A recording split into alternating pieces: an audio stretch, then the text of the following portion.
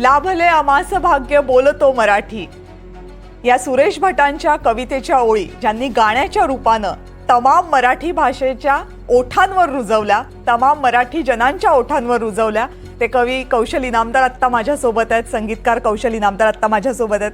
कौशलजी, खूप खूप स्वागत. आणि मी फक्त कल्पना करू शकते की या निर्णयाचा तुम्हाला किती आनंद झाला असेल. धन्यवाद. या निर्णयाचा खरोखर आनंद, हर्ष असं दोन्ही झालेलं आहे मला. एक मराठी भाषक म्हणून आणि एक भारताचा नागरिक म्हणून सुद्धा. भारताची ही मला वाटतं समृद्धी आहे की इतक्या भाषा इथे आहेत. मराठी सारखी अमृताते पैजा जिंके अशी भाषा या भाषेच्या अंगणात आपण वाढतोय आणि आपण या इतक्या समृद्ध परंपरेचे पाईक होत याचा अभिमान, याचा आनंद होताच. आणि आज तो त्याच्यावर एक शासकीय मोहर उमटली असं आपण म्हणूया. कारण कुसुमाग्रजांच्या कवितेत त्यांनी लिहिलं होतं की मराठी भाषा ही शासनाच्या दारात फाटक्या वस्त्रानिशी उभी आहे. आज मला वाटतं तो कलंक पुसला गेला. मराठी भाषेला अभिजात दर्जा मिळाला, याचा सगळ्या मराठी माणसांना आनंद झाला पाहिजे.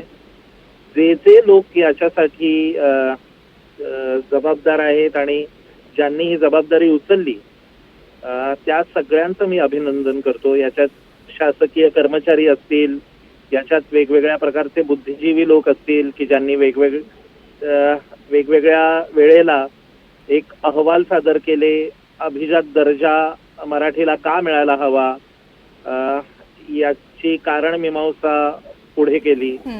आणि वेगवेगळ्या वेळचं सरकार सुद्धा, म्हणजे मी फक्त आत्ताच म्हणत नाहीये, पण अगदी मराठी भाषेचे जे जे मंत्री होते, माननीय विनोद तावडे असतील किंवा